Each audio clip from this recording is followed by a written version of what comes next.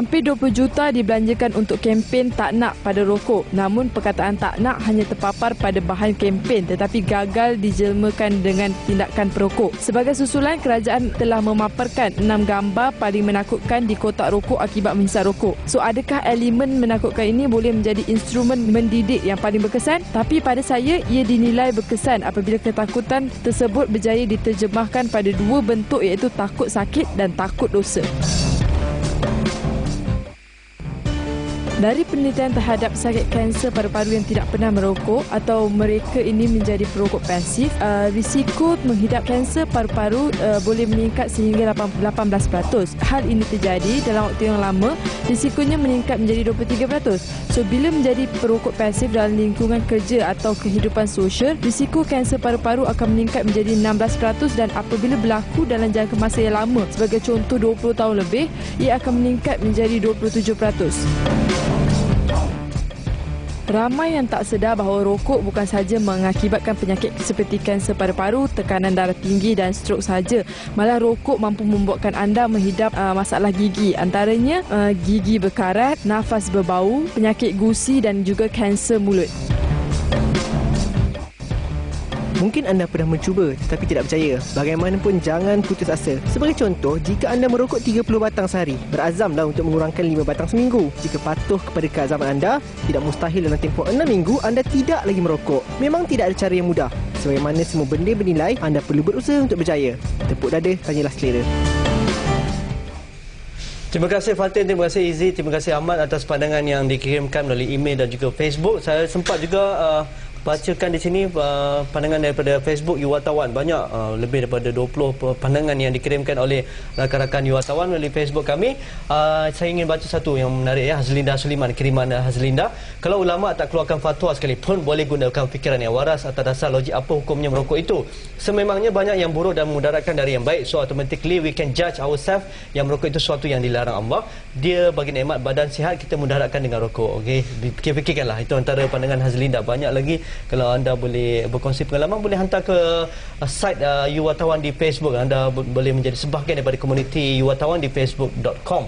Okey, Prof, kita nak cerita pasal pokok tegar, pokok baru, pokok remaja, pokok wanita. Ini antara kategori-kategori gender dan juga umur yang kita bincangkan pada malam ini. Tetapi mungkin kalau kita lebih spesifik lah, kalau kita buat kempen nak menguatkuasakan undang-undang ataupun sebagainya, mungkin kita boleh fokuskan kepada golongan tertentu saja. Kerana mereka yang tegar ni susah lah kita nak, macam saya cakap tadi kan, mereka dah tulikan telinga dia, dah butakan mata dia, tak nak dengar lah. Naikkan berapa banyak pun teks rokok setiap tahun dengan harga dan sebagainya. Mereka tetap cara yang kreatif lah, yang inovatif untuk cari macam mana dah boleh merokok. Tetapi mungkin kita lihat kebimbangan yang cukup besar di sini, bagaimana golongan remaja, anak-anak di sekolah dengan pakai uniform selamba, mereka boleh membeli rokok di kedai-kedai mamak dan sebagainya, dan juga golongan wanita. Ini antara kekhawatiran kita. Ya, betul. Memang ini kumpulan yang kita perlu beri perlindungan supaya mereka ni harapan negara kan. Ya, ya. Ini pelajar sekolah. Tapi itulah yang saya rasa di sekolah ni sudah sedia terbeban.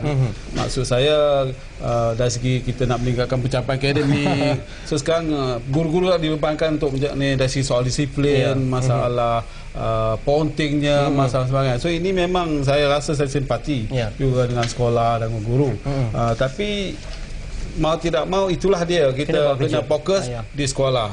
Tetapi soalnya kalau sekolah saja dibuat dalam tindakan tanpa sokongan sekeliling, usaha itu akan mungkin selama ni kempen melihat pelajar-pelajar golongan sasaran lah, misalnya kan, tak kira lah anti jenayah ke, anti rempit ke, anti rokok dan sebagainya. Mungkin banyak kempen tu datang daripada atas kan, daripada pihak kementerian, daripada pihak pengetua, daripada pihak guru yang menyuruh mereka membuat projek dan sebagainya. Apatah kita tak boleh ke kreatif sikit, inovatif sikit, beri mereka empowerment, beri mereka kuasa membuat program mereka, bagaimana mereka memahami konsep anti merokok tu.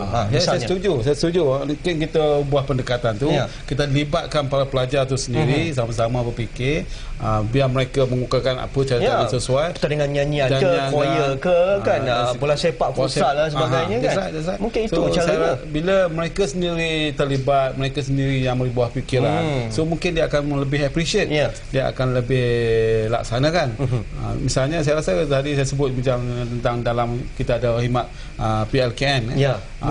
Mungkin saya tak pastilah apakah silibus yang ada sana. Mungkin salah satunya aktiviti ialah di sini satu tempat yang menarik lah untuk kita bangunkan semangat sikap bencikan merokok.